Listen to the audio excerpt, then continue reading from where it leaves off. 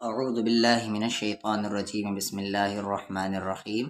आज की इस वीडियो में हम लोग दो हरूफ के बारे में पढ़ेंगे।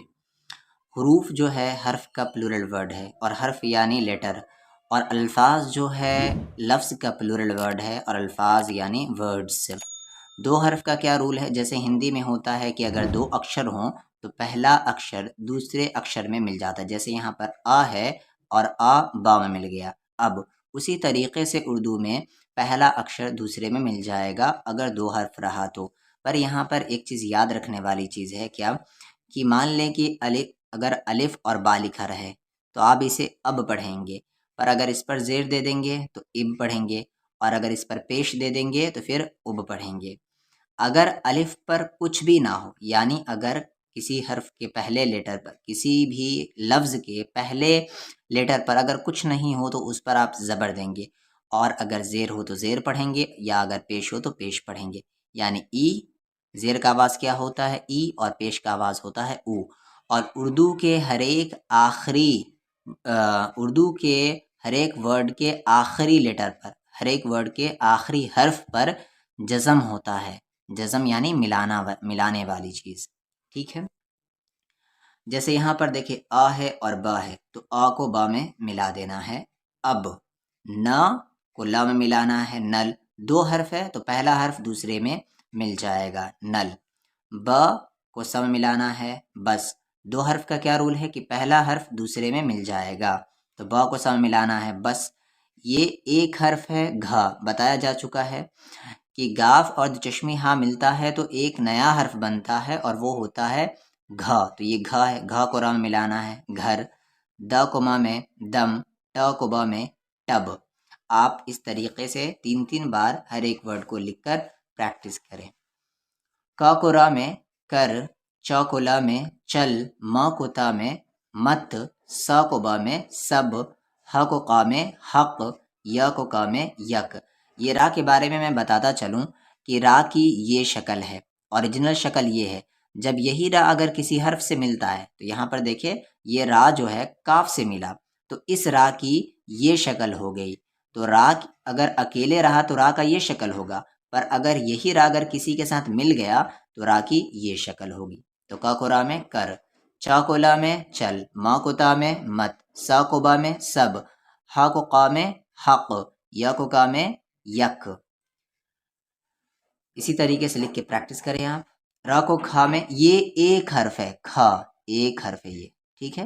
रा को खा में रख, छ ये एक हर्फ है, छ को ता में छत, ये एक हर्फ है। ध, द और चश्मी हाँ मिलकर एक नया हर्फ बना ध, और ये ध एक हर्फ है। ध को मा में धम, ल को ता में लत, ब कोड़ा में बड़।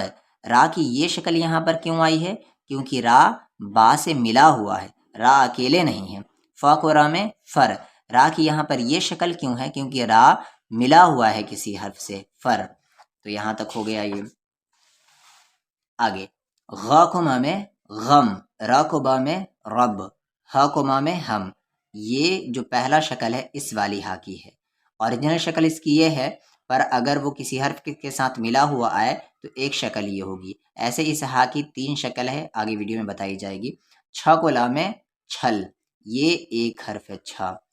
ढ को का में ढक, ये एक हर्फ है, दिख दो रहा है पर है एक। किस बेस पर हम कह रहे हैं कि एक हर्फ है? साउंड के बेस पर, क्योंकि ये एक साउंड क्रिएट कर रहा है, तो ये एक हर्फ है। ढ को का में ढक।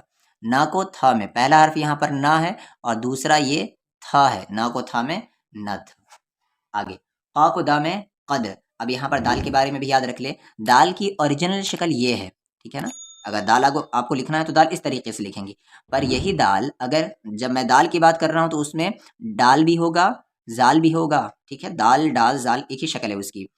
जब दाल अकेले होगा तो दाल की शक्ल ये होगी, पर यही दाल अगर किसी के साथ मिला हुआ रहा तो दाल का ये शक्ल होगा।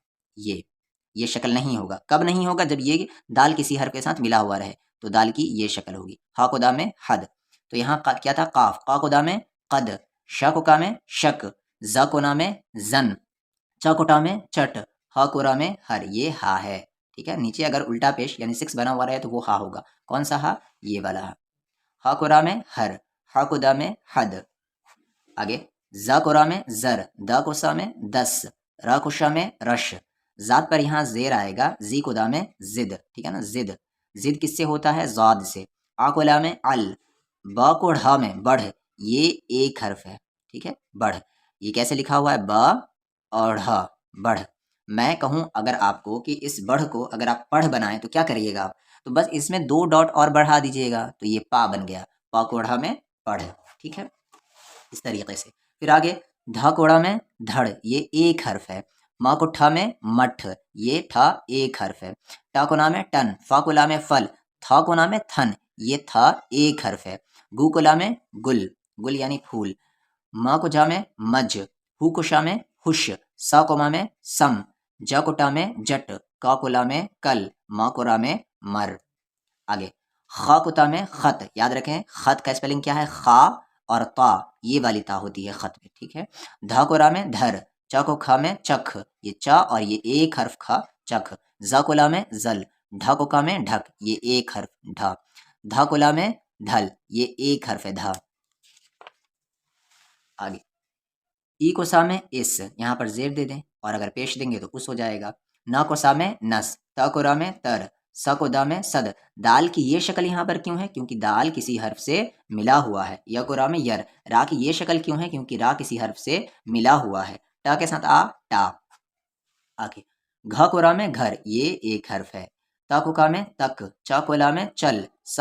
अब यहाँ पर देखिए एक सेंटेंस बना दिया गया है, सब से मिल कर रह। अब यहाँ पर एक चीज, ये देखिए एक तरीके से मैंने 8 शक्ल बनाए, कौन कौन सा इसमें हो सकता है? तो मैंने कहा था बा, पा, ता, टा, सा, नून, ई वालिया, ए वालिया, हा। कितने हो गए? 1 2 3 4 5 6 7 8 9, 9 हरूफ है जिनका बस एक शक्ल है। इसको मैं बा बनाना चाहूँ तो बा बना दिया, क्या बन गया? ये बा को ला में बल। इसको अगर मैं पा बनाना चाहूँ तो इसी शक्ल पर मैं 3 डॉट दे दूंगा, पल। इसी को मैं अगर ता बनाना चाहूँ तो 2 डॉट ऊपर दे दूंगा, तल। इसी को अगर मैं टा बनाना चाहूँ तो एक छोटा सा बी ऊपर दे दूंगा, टल। इसी को मैं अगर सा बनाना चाहूँ तो 3 डॉट ऊपर दे दूंगा, सल। इसी को मैं अगर या बनाना चाहूँ, ई वाली या, तो या को ला में यल। इसी को मैं अगर वाव ये ए वाली या बनाना चाहूँ तो 2 डॉट नीचे दूंगा, यल। और इसी को मैं अगर नून बनाना चाहूँ तो 1 डॉट ऊपर दूंगा, नल।